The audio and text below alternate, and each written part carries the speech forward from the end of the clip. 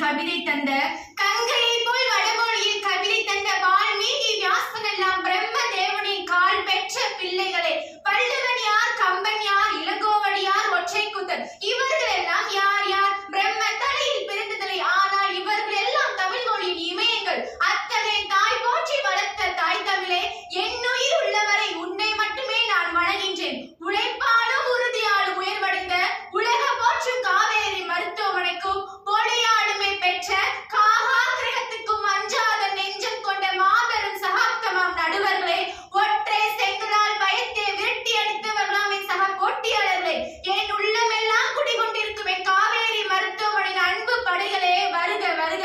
தீயாய் பொறிக்கும் இந்த பேச்சு போட்டியில் எனது சில கருத்துக்கள். வாழ்க்கையில் முன்னேற்றம் என்று ஒன்று இல்லை என்றால் மனித பிறப்பிற்கே அர்த்தம் இல்லாமல் போய்விடாதா?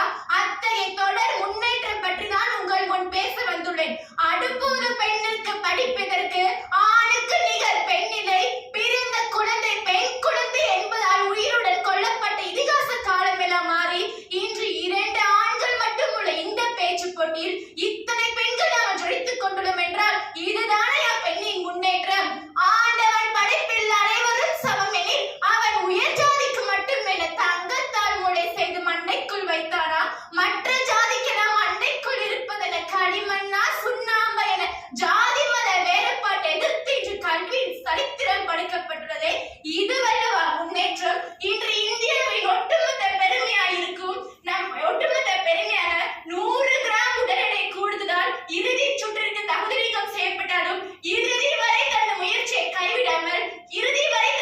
கைவிடாமல் ஒலிம்பிக் போட்டியில் தங்கப் பதக்கம் வெல்லவில்லை என்றாலும் இன்று இந்தியாவின் ஒட்டுமொத்த ஆதரவையும் பெற்றிருக்கும் வினேஷ் போகத் தான் இன்று மனிதனின் முன்னேற்றத்திற்கு ஒரு சில விஷயங்கள் தடையாக இருக்கத்தான் செய்கின்றது. உள்ளங்கையின் உலகமாக சிட்டுக்குருவின் சவச பெட்டியாக நாம் அனைவரிடம் இருக்கும் அந்த அலைபேசி இருக்கின்றதே. ஒரு மனிதனின் முன்னேற்றத்திற்கு அலைபேசி 100ல் 40% உதவினாலும் 100ல் 60% ஒரு மனிதனின் முன்னேற்றத்திற்கு தடையாக இருப்பதும் அந்த அலைபேசி தானே. நிலா நிலா ஓடிவா நில்லாமல் ஓடிவா என 6 வயதில் பாடியதை 65 வயது வரை பாடியிருப்பதில் பயனேதுமில்லை என்று கருதி அழைத்ததும் வராத நிலாவை தேடி அறிவில் பயணம் மேற்கொள்கின்றார் நீல் ஆம்ஸ்ட்ராங்கும் ஆல்ட்ரிங்கும். முதலில் நிலாவில் காலடி எடுத்து வைக்கும் வாய்ப்பு ஆல்ட்ரிங்க்கு தான் தரப்படுகின்றது.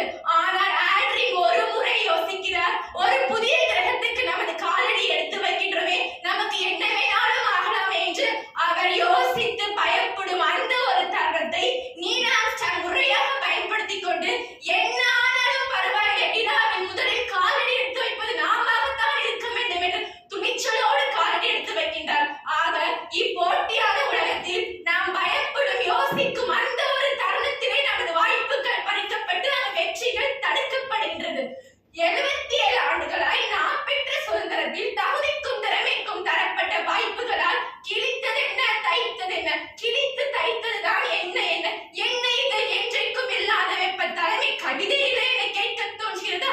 பிறகு என்ன? இவ்வுலகில் எங்கே பணம் நீட்டப்படுகின்றதோ அங்கே ஒரு சிலரின் திறமைகளும் பறிக்கத்தானே படுகின்றது. ஆசை காட்டி காசையும் நீட்டி ஒட்டுமொத்த திறமையும் ஒற்றை நோட்டால் பறிக்கின்றார்களே. இவ்வுலகில் ஊக்குவிப்பவர் ஊக்குவித்தால் ஊக்குவிப்பவர்களும் தேக்கு விற்பார். அதே போல் நம்மை ஊக்குவிப்பவர்களும் இருக்கத்தான் செய்கின்றார்கள்.